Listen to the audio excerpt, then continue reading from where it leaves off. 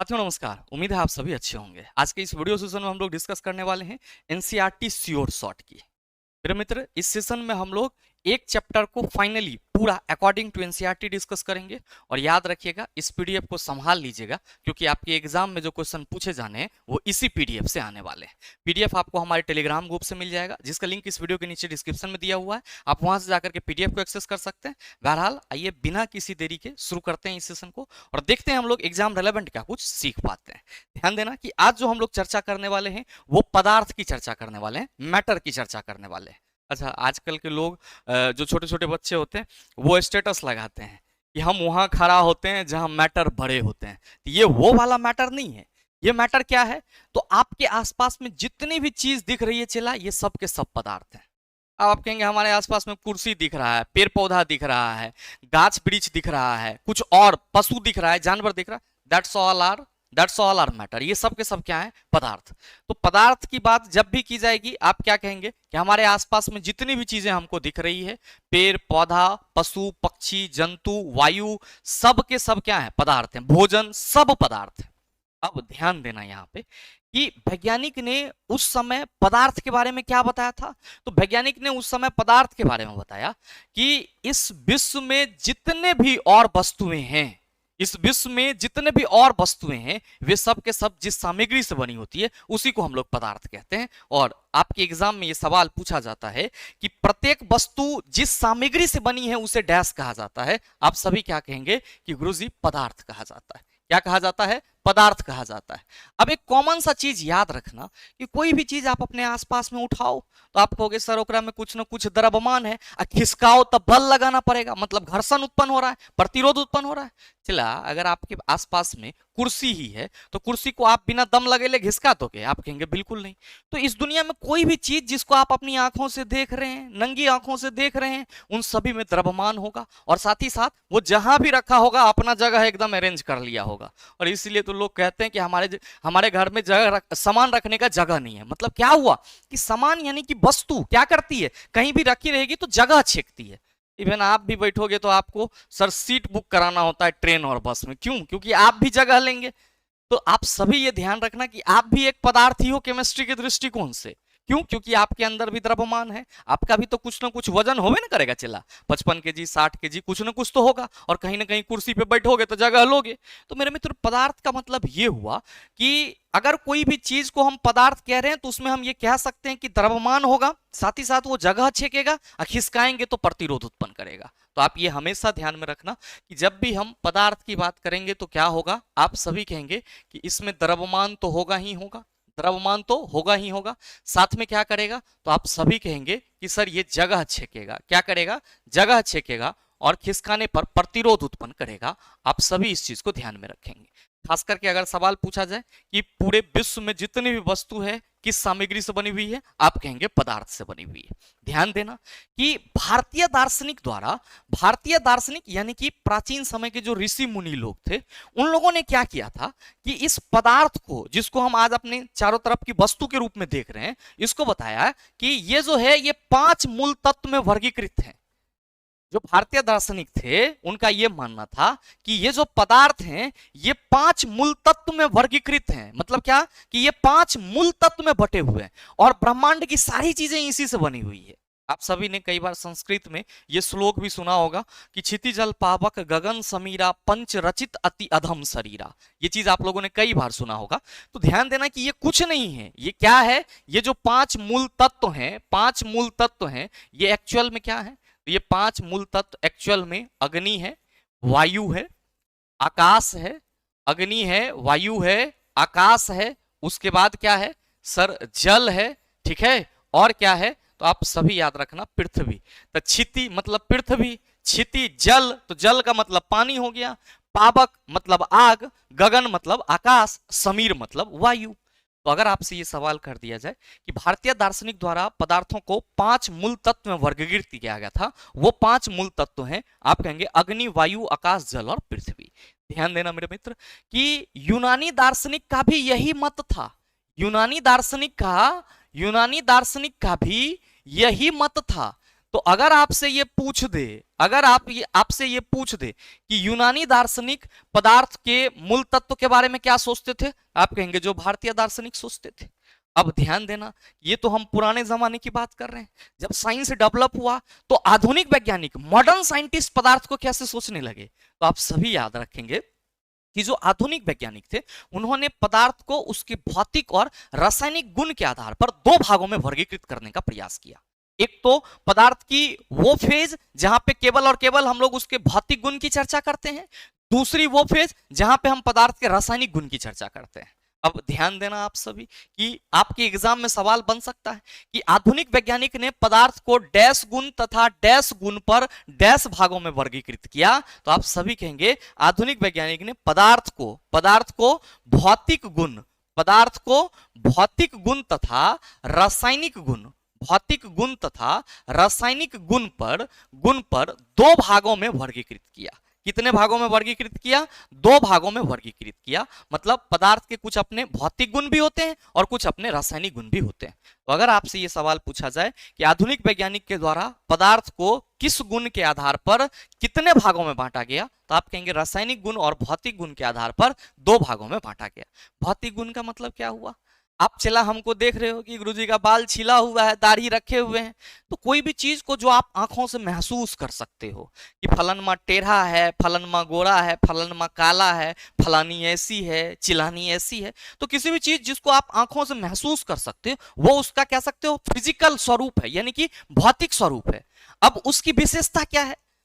आप कहेंगे नाक खड़ा है, मुंह एकदम तिरा हुआ है, गाल फूला हुआ है, तो ये इसकी विशेषता हो गई किसी भी चीज की बात करेंगे तो मेरे मित्र आप सभी ये ध्यान देना कि अगर हम आधुनिक वैज्ञानिक के दृष्टिकोण से पदार्थ को उसके भौतिक गुण और रासायनिक गुण के आधार पर दो भागों में वर्गीकृत करते हैं, तो पहला चीज तो ये होगा कि पदार्थ का भौतिक स्वरूप क्या होगा और दूसरा पदार्थ का रासायनिक स्वरूप क्या होगा, यही चीज होगा। तो सवाल ये है कि सर पदार्थ का भौतिक स्वरूप क्या होता है, पदार्थ का भौतिक स्वरूप क्या होता है? मेरे मित्र आप सभी ये ध्यान रखना कि कोई भी पदार्थ होता है आधुनिक वैज्ञानिक के अनुसार वो क्या होते हैं? कणों से मिलकर बने होते हैं। तो पहला चीज तो आप सभी ध्यान में रखेंगे कि पदार्थ के अगर भौतिक स्वरूप की बात करेंगे तो हम लोग क्या कहेंगे कि पदार्थ कणों से मिलकर बने होते हैं, पदार्थ कणों से मिलकर बने होते हैं। ये चीज आप सभी ध्यान में रखना, पदार्थ कणों से मिलकर बने होते हैं। अब ध्यान देना कि पदार्थ कणों से मिलकर बने होते हैं, इसके लिए ये बेस्ट एग्जांपल आपको दिखाया जा रहा है अकॉर्डिंग टू एनसीईआरटी। आप लोगों ने कई बार सर शरबत बनाया होगा, उसमें क्या करते हैं? पानी में चीनी घोल देते हैं। तो आपने कभी सोचा है कि ये चीनी कहाँ जा रहा है? तो आप सभी कहते हैं कि सर ये जो चीनी है वो पानी में जाकर के सेट हो जा रहा है, एडजस्ट हो जा रहा है। मेरे मित्र आप ये सोचो कि चीनी के कण जो है वो कितने छोटे हैं, और ये जो चीनी और पानी के कण आपस में मिले हैं, समाहित हुए हैं, या फिर यहाँ पे नमक और जल मिलाया जा रहा है, इसको सर बड़ा करके दिखाया जा रहा है, लाख गुना आवर्धित किया गया है तो भी आपको इतना बड़ा दिख रहा है। सर लाख गुना आवर्धित करने के बाद इतना बड़ा दिख रहा है। तो मेरे मित्र कहने का मतलब ये है कि कोई भी पदार्थ है, चाहे हम वो किसी तरल की बात करें, किसी ठोस की बात करें, किसी सर गैस की बात करें, वे सब के सब किससे मिलकर बने हैं? कणों से मिलकर बने हुए। और ये कण क्या होते हैं? सर लाख गुना आवर्धित करने के बाद इतना बड़ा दिख रहा है, मतलब अत्यंत छोटा होता है। बिल्कुल सही सोच रहे हो, और आप इसको लिख सकते हो कि पदार्थ के कण अत्यंत छोटे होते हैं। पदार्थ के कण अत्यंत क्या होते हैं? आप सभी ध्यान रखना, छोटे होते हैं। अब इस बात का प्रमाण कैसे होगा? तो आप सभी ध्यान रखना कि पोटेशियम परमैंगनेट का जलीय विलयन बैगनी कलर का होता है, यहां दिख रहा होगा। इसमें क्या किया गया है? सर ये देखो पोटेशियम परमैंगनेट गिराया जा रहा है, KMnO4 हम लोग इसको कहते हैं, ऐसे लिख लो पोटेशियम परमैंगनेट, ये याद रहेगा। Potassium permanganate. ध्यान देना कि ये भी सवाल बन पड़ता है कि पोटेशियम परमैंगनेट का जलीय विलयन कैसा होता है? पोटेशियम परमैंगनेट का जलीय विलयन कैसा होता है? तो आप सभी कहेंगे कि गुरुजी पोटेशियम परमैंगनेट का जलीय विलयन गुलाबी होता है। दिख न रहा है गुलाबी चला, तो लोग तो सुनता है कि जो चीज देख लिया जाता है वो ज्यादा देर तक याद रहता है, तो याद नहीं रहेगा। अब एग्जाम में कैसे पूछ देगा कि पोटेशियम परमैंगनेट का जलीय विलयन, आप कहेंगे सर बैगनी रंग का होगा। अब ध्यान देना कि सर इससे क्या फर्क पड़ेगा कि ये अत्यंत कण छोटे होते हैं? मतलब क्या हुआ इसका? मतलब ये है कि यहाँ पे आप 100 ml वाटर लिए और इसमें आप क्या कर रहे हैं कि सर पोटेशियम परमैंगनेट थोड़ा सा गिरा रहे हैं, इसका कलर कैसा हो जा रहा है? सर ब्लू हो जा रहा है। अब इस सॉरी ब्लू कह रहे हैं, बैगनी हो जा रहा है। अब इसको आप एक टेस्ट ट्यूब में ले लेते हैं, इसमें से 10 ml, और फिर क्या कर रहे हैं, अलग अलग बीकर में जो पानी है उसमें डाल रहे हैं। तो आप कहेंगे कि सर जैसे जैसे हम लोग अलग अलग बीकर में डालते जाएंगे, बैगनी कलर जो है वो क्या हो जाएगा, हल्का होते जाएगा। यहाँ पे देखो डीप है, यहाँ पे थोड़ा हल्का, यहाँ पे थोड़ा हल्का, यहाँ पे तो लाइट पिंक हो गया आपका। ये जो गुलाबी कलर है ये क्या हो गया सर, लाइट पिंक हो गया। तो मेरे मित्र आप सभी ये ध्यान दो, आप सभी ये ध्यान दो कि पदार्थ के कण इतने छोटे होते हैं, इतने छोटे होते हैं कि आप कह सकते हो कि ये 10 ml के सैंपल में भी, 10 ml के सैंपल में भी कुछ आपका जो पोटेशियम परमैंगनेट का अंश है वो चला जा रहा है। तो आपको ये हमेशा ध्यान रखना होगा कि पदार्थ कणों से मिलकर बने हुए हैं और पदार्थ के कण क्या होते हैं, अत्यंत छोटे होते हैं। नेक्स्ट ध्यान देना आप सभी कि पदार्थ के जो कण होते हैं उसकी प्रॉपर्टीज क्या होती है, उसका गुण क्या होता है। तो आप सभी ये याद रखेंगे कि पदार्थ के कणों के बीच में रिक्त स्थान होता है और इस रिक्त स्थान को हम लोग क्या कहते हैं, अंतर आणविक स्थान, इंटरमॉलिक्यूलर स्पेस कहते हैं, इंटरमॉलिक्यूलर स्पेस कहते हैं। ये चीज आप सभी ध्यान में रखेंगे। पदार्थ के कणों के बीच में आप देखो, यहाँ पे कण के बीच में गैप है, यहाँ पे भी गैप है, यहाँ गैप है, यहाँ देखो गैप है आपको, यहाँ गैप है, यहाँ गैप है, यहाँ गैप है, यहाँ गैप है। तो पदार्थ के कणों के बीच जो रिक्त स्थान होते हैं उसको हम लोग अंतराण्विक स्थान कहते हैं। और ध्यान रखना कि ये पदार्थ के कण अपने सरफेस में हमेशा गतिशील रहते हैं। तो आपको ये हमेशा ध्यान में रखना होगा कि पदार्थ के कण अपने सतह में निरंतर गतिशील होते हैं। इसीलिए आप ये कह सकते हो कि पदार्थ के कण जो हैं वो कभी भी पदार्थ के कण जो हैं कभी भी अस्थाई नहीं होते, वो हमेशा क्या होते हैं सर, अस्थाई होते हैं। मतलब स्टेबल वो नहीं होता, स्थिर नहीं रहता, वो हमेशा अपने सतह में गतिशील रहता है। तो ये चीज ध्यान रखेंगे कि पदार्थ के कण का ये प्रॉपर्टीज है कि पदार्थ के कणों के बीच में रिक्त स्थान होगा, यानी कि अंतराण्विक स्थान उसको बोलेंगे। कण निरंतर गतिशील होंगे, कण क्या होंगे, निरंतर गतिशील, मतलब पदार्थ के कण जो हैं वो अस्थाई नहीं होते हैं, हमेशा क्या होंगे, अस्थाई। और कण एक दूसरे को आकर्षित करते हैं, जिसको हम लोग क्या कहते हैं, अंतराण्विक आकर्षण बल, इंटरमॉलिक्यूलर फोर्स ऑफ अट्रैक्शन, अंतराण्विक आकर्षण बल, अंतराण्विक आकर्षण बल। बस एक चीज यहां पे ध्यान में रखना कि अंतराण्विक स्थान जो है वो ठोस में क्या होगा सर, ठोस में सबसे कम होगा, ठोस में सबसे कम होगा अंतराण्विक स्थान, ठीक है। और गैस में क्या होगा, गैस में आप सभी याद रखना अंतराण्विक स्थान सबसे ज्यादा होगा। क्या होगा, सबसे ज्यादा होगा। अंतराण्विक आकर्षण बल की बात करेंगे, अंतराण्विक आकर्षण बल की बात करेंगे तो ठोस में सर्वाधिक, ठोस में क्या होगा आप सभी याद रखना, सर्वाधिक होगा, ठोस में सर्वाधिक होगा। जबकि मेरे मित्र आपका गैस में क्या होगा, न्यूनतम, गैस में क्या होगा, न्यूनतम। मतलब आप कह सकते हो नग्न मान सकते हो, शून्य मान सकते हो। तो पदार्थ के कणों की क्या विशेषता है, तो आप कहेंगे सर पदार्थ के कणों के बीच में रिक्त स्थान होता है, पदार्थ के कण अपने सतह में क्या होते हैं, तो आप सभी कहेंगे निरंतर गतिशील रहते हैं, कण एक दूसरे को आकर्षित करते हैं, जिसको हम लोग अंतराण्विक आकर्षण बल कहते हैं। ठोस में सबसे ज्यादा होता है, गैस में सबसे कम होता है। अब पदार्थ की अवस्था की बात करी जाएगी तो आप सभी ध्यान में रखना कि पदार्थ की कुल 5 अवस्था है। कितनी अवस्था है, 5 अवस्था है। कौन कौन सी, तो आप सभी ये ध्यान रखेंगे कि पहला है आपका ठोस, पहला है ठोस, दूसरा है द्रव, तीसरा है आपका गैस। याद रखना कि ठोस, द्रव, गैस को पदार्थ की लोकप्रिय अवस्था भी कहते हैं, पदार्थ का पॉपुलर स्टेट भी कहते हैं। और मेरे मित्र जो चौथा है वो है आपका प्लाज्मा, जो चौथा है वो क्या है, प्लाज्मा। और इसीलिए इसको हम लोग पदार्थ की चतुर्थ अवस्था कहते हैं। क्या कहते हैं, चतुर्थ अवस्था कहते हैं। और जो आपका पांचवा है वो क्या है, बीईसी, जिसको बॉस आइंस्टीन कंडेंसेट स्टेट बोला जाता है। और ये क्या है आपका पंचम अवस्था। क्या है, पंचम अवस्था। तो पदार्थ के कुल कितने अवस्था, आप कहेंगे 5, ठोस, द्रव, गैस, प्लाज्मा और बीईसी। चतुर्थ अवस्था कौन सी है, आप कहेंगे प्लाज्मा। पंचम अवस्था कौन सी है, बीईसी। अब याद रखना कि ठोस का क्या होगा सर, अपना प्रॉपर्टीज होगा, द्रव का अपना प्रॉपर्टीज होगा, गैस का अपना प्रॉपर्टीज होगा।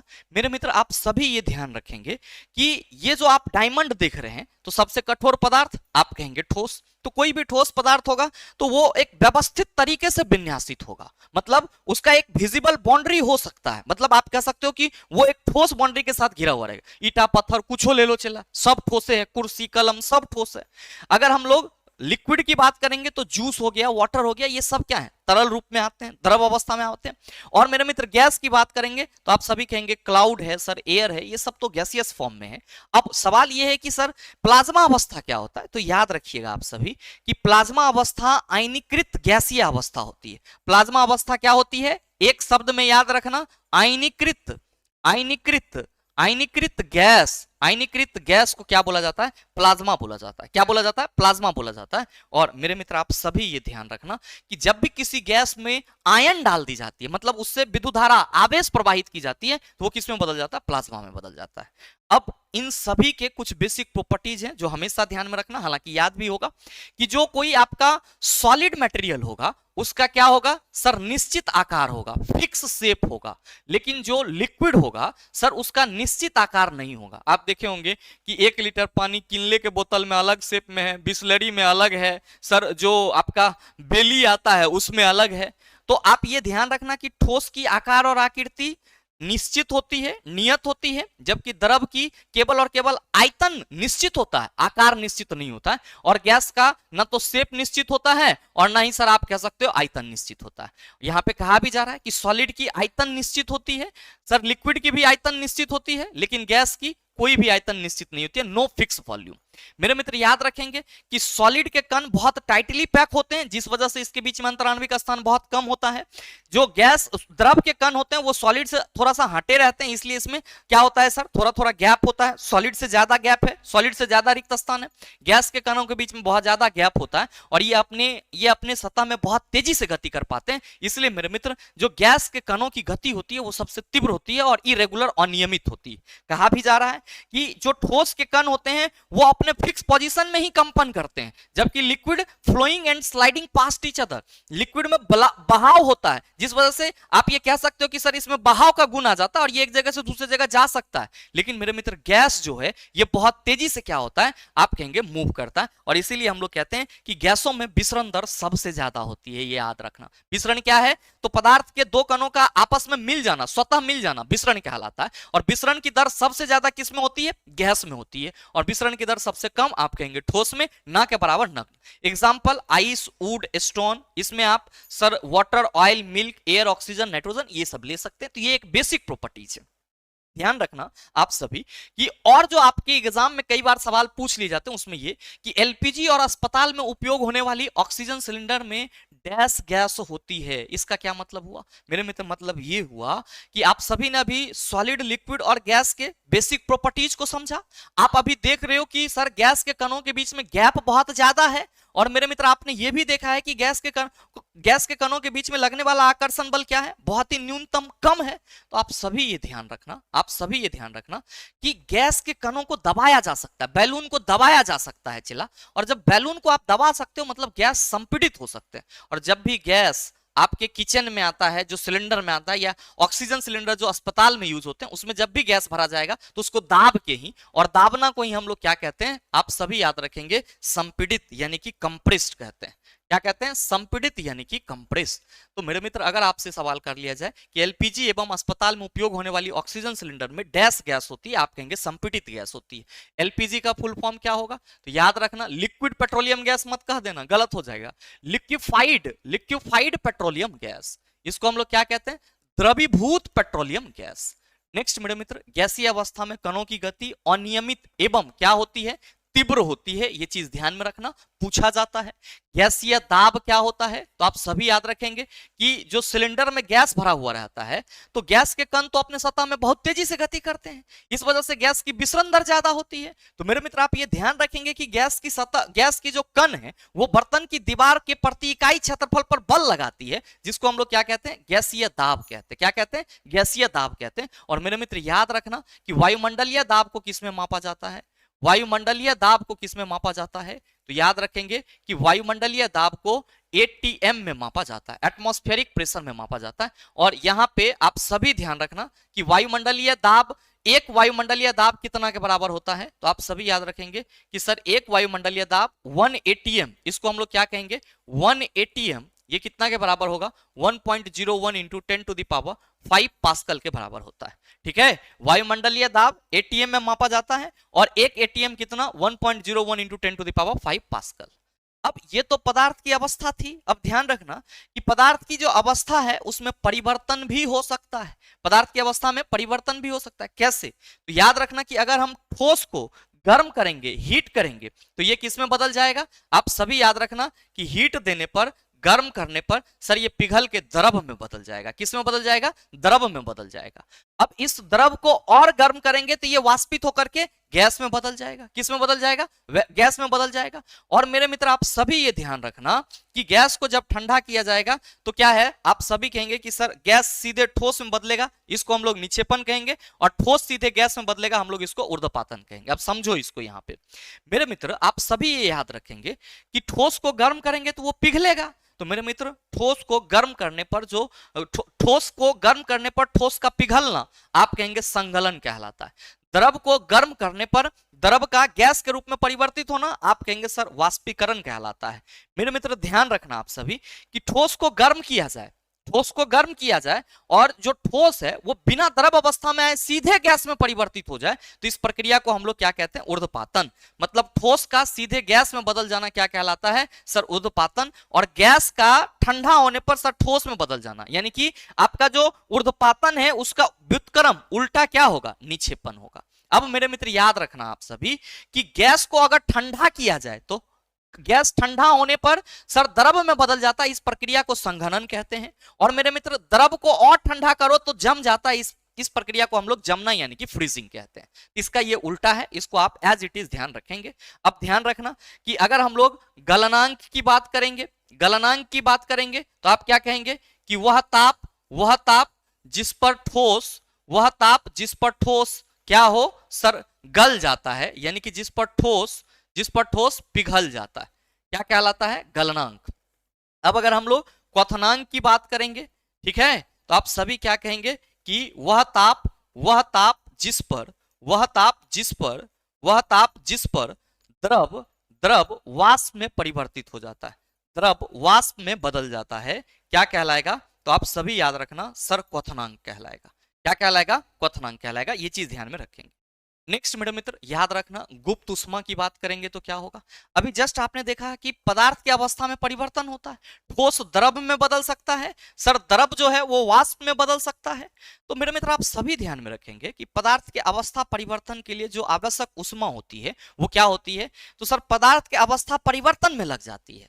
और मेरे मित्र किसी भी पदार्थ के अवस्था परिवर्तन में उपयोग होने वाली उष्मा क्या कहलाती है? गुप्त उष्मा कहलाती है। और इसका अपना एक मापांक भी होता है कि कोई 1 केजी ठोस है, उसको आप कितना उष्मा दोगे तो वो अपने अवस्था में परिवर्तन करेगा। तो मेरे मित्र याद रखना कि ठोस उष्मा देने पे पिघलेगा तो उसको हम लोग क्या कहेंगे? आप सभी याद रखेंगे संगलन की गुप्त उष्मा, जिसको हम लोग लेटेंट हीट ऑफ फ्यूजन कहते हैं। कोई द्रव उष्मा देने पर सर गैस में परिवर्तित होगा, इसको हम लोग वाष्पन की गुप्त उष्मा कहते हैं। सिंपल याद रखेंगे कि गुप्त उष्मा क्या होती है सर? ये छुपी हुई उष्मा होती है। गुप्त उष्मा, गुप्त से नाम ही है सर छुपा हुआ, तो छुपी हुई उष्मा है। और मेरे मित्र याद रखना कि चूंकि Q इक्वल टू ml होता है तो L ये क्या है? L सर गुप्त उष्मा, L क्या है? गुप्त उष्मा। तो L इक्वल टू क्या हो जाएगा? Q बटा M। ये क्या है? तो आप सभी याद रखेंगे द्रव्यमान है, ठीक है। और ये क्या है? तो अवशोषित या उत्सर्जित उष्मा, अवशोषित उष्मा यहां पे आप कह सकते हो L equal to Q by M। अब मेरे मित्र ये संगलन की गुप्त उष्मा का मतलब क्या हुआ? तो किसी 1 केजी ठोस को द्रव अवस्था में आने के लिए जितनी उष्मा की जरूरत होती है उसको हम लोग संगलन की गुप्त उष्मा कहते हैं। और याद रखना कि जो संगलन की गुप्त उष्मा होती है ये 80 कैलोरी पर ग्राम होता है, ठीक है। अगर हम लोग क्या कहते हैं सर, इसको जूल पर केजी में कहते हैं, तो आप सभी याद रखना कि ये आपका 3.34 into 10 to the power 5 joule पर केजी होता है। अब वाष्पन की गुप्त उष्मा तो हम कहते हैं सर 1 केजी द्रव को वाष्प में परिवर्तित होने के लिए जितनी उष्मा चाहिए सर ये 540 कैलोरी पर ग्राम होता है, 540 कैलोरी पर ग्राम। और ऐसे याद रखेंगे 22.5 into 10 to the power 5 joule पर केजी। तो सर जो गुप्त उष्मा है उसका यूनिट आप कैलोरी पर ग्राम ले सकते हो या फिर जूल पर केजी ले सकते हो, ये ध्यान में रखना। अब एक सवाल अगर पूछ ली यहां पे कि डैश डिग्री सेल्सियस ताप पर जल के कणों की गतिज ऊर्जा बर्फ के कणों की गतिज ऊर्जा से अधिक होती है, तो आप सभी याद रखना 0 डिग्री सेल्सियस। कितना? 0 डिग्री सेल्सियस, यानी कि 0 डिग्री सेल्सियस ताप पर जल के कणों की गतिज ऊर्जा बर्फ के कणों की गतिज ऊर्जा से अधिक होती है। 10 डिग्री सेल्सियस ताप पर भाप के कणों की गतिज ऊर्जा उस ताप पर जल के कणों की अपेक्षा अधिक होती है। मेरे मित्र आप सभी याद रखेंगे कि 100 डिग्री सेल्सियस पर, किस पर, 100 डिग्री सेल्सियस पर जो आपका भाप है उसमें कणों की ऊर्जा जो होगी वो जल के कणों की अपेक्षा अधिक होती है। और इसलिए मेरे मित्र रोटी बनाते वक्त अगर रोटी फूल जाए और उसमें हाथ लग जाए तो आपको क्या होता है, बहुत तीखा जलन होता है। क्यों? क्योंकि वहां पे जो कणों की गतिज ऊर्जा होती है वो बहुत अधिक होती है। नेक्स्ट मेरे मित्र आप सभी ध्यान देना कि डैश बढ़ने से एवं डैश घटने से गैस द्रव में बदल जाता है। पूछा जाता है सवाल, आप सभी याद रखेंगे कि दाब बढ़ने से और ताप घटने से गैस किस में बदल जाएगा, द्रव में बदल जाएगा। ठोस CO2 संग्रहित होता है, हमेशा उच्च दाब पर संग्रहित किया जाता है। और मेरे मित्र ठोस CO2 को हम लोग क्या कहते हैं, याद रखना, शुष्क बर्फ भी कहते हैं, यानी कि ड्राई आइस भी कहते हैं। शुष्क बर्फ भी कहते हैं, ड्राई आइस भी कहते हैं।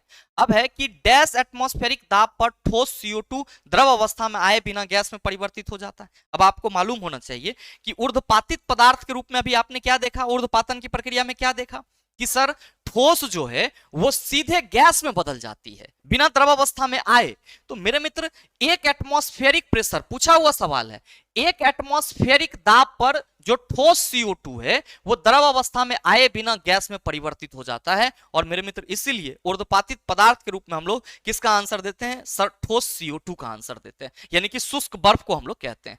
याद रखना, सिर्फ शुष्क बर्फ ही नहीं, अमोनियम क्लोराइड जिसको हम लोग नौसादर बोलते हैं, कपूर, आयोडीन, ये सब के सब क्या है, तो सर बिना द्रव अवस्था में आए सीधे गैस में बदल सकते हैं, इसलिए इसको ऊर्ध्वपातित पदार्थ कहते हैं। कहीं पे लिख लेना, कपूर, NH4Cl जिसको हम लोग अमोनियम क्लोराइड कहते हैं, ठोस CO2, आयोडीन, सब ऊर्ध्वपातित पदार्थ है। वाष्पीकरण आप सभी याद रखेंगे कि किसी भी तापमान पर होने वाली घटना है, किसी भी तापमान पर होने वाली घटना है, किसी भी तापमान पर होने वाली घटना है, मतलब कहीं भी ये हो सकता है, ठीक है। साथ ही ध्यान देना आप सभी कि वाष्पीकरण सतह से होता है तो हम लोग इसको सतही घटना कह सकते हैं। और मेरे मित्र ये जो वाष्पीकरण की प्रक्रिया है ये किसका कारण बनता है, ठंडक का कारण बनता है। गर्मी के दिनों में आप पंखा के नीचे बैठते हैं तो पंखा आपको ठंडा नहीं करता है, आपके शरीर का पसीना वाष्पित होता है, इसलिए आपको ठंडक महसूस होती है। वाष्पीकरण को प्रभावित करने वाले कुछ कारक भी हैं जो इसको क्या करते हैं सर, प्रभावित करते हैं। और वो कारक कौन कौन से हैं, तो मेरे मित्र आप सभी याद रखना, आर्द्रता, ह्यूमिडिटी। ह्यूमिडिटी का मतलब क्या हुआ, हमारे वायुमंडल में जलवाष्प की मात्रा। तो अगर आर्द्रता ज्यादा होगी, अगर हमारा वायुमंडल आर्द्र होगा तो वाष्पन की दर धीमा होगी। नेक्स्ट मेरे मित्र आप सभी ध्यान में रखना, वायु का वेग, वायु का वेग बढ़ेगा, वायु का वेग बढ़ेगा तो वाष्पीकरण का दर क्या होगा, आप कहेंगे बढ़ेगा। वायु का वेग घटेगा, वाष्पीकरण का दर घटेगा।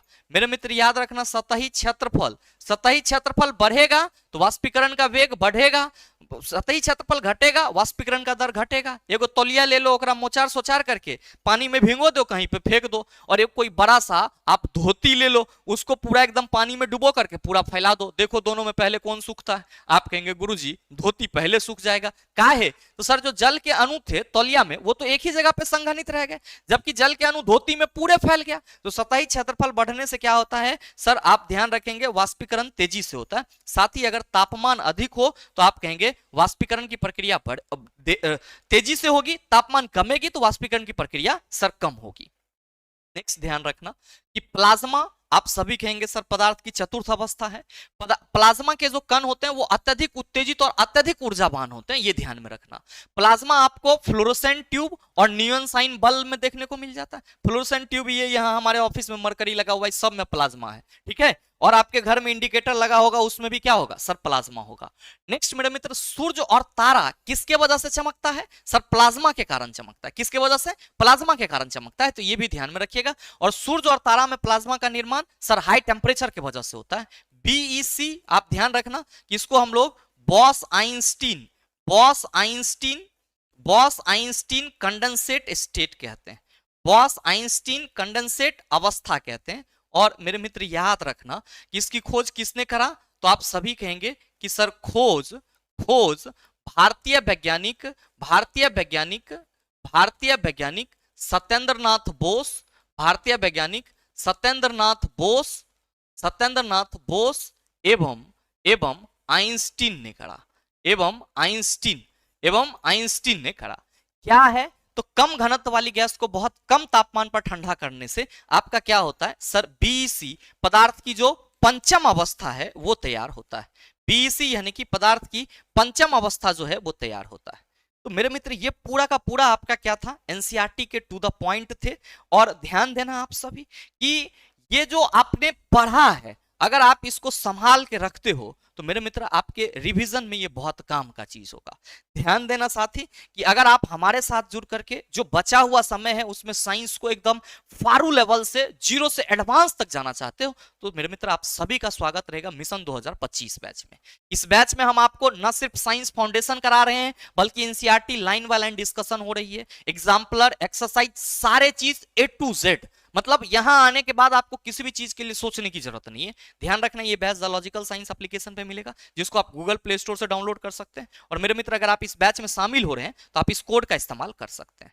बहरहाल उम्मीद करते हैं ये छोटा सा श्योर शॉर्ट सेशन आप सबों के लिए उपयोगी रहा होगा। अगर आपके लिए उपयोगी है तो वीडियो को लाइक कीजिएगा, ज्यादा से ज्यादा अपने दोस्तों के साथ शेयर कीजिएगा और अगर आप चैनल पर नए हैं तो सब्सक्राइब करके बेल आइकन दबा लीजिएगा ताकि इस तरह के एग्जाम रेलेवेंट वीडियो का नोटिफिकेशन सबसे पहले आपके पास पहुंचे और आप उसको सबसे पहले देख पाओ। मिलते हैं फिर अगले सेशन में, तब तक के लिए best of luck. Thank you, have a nice day.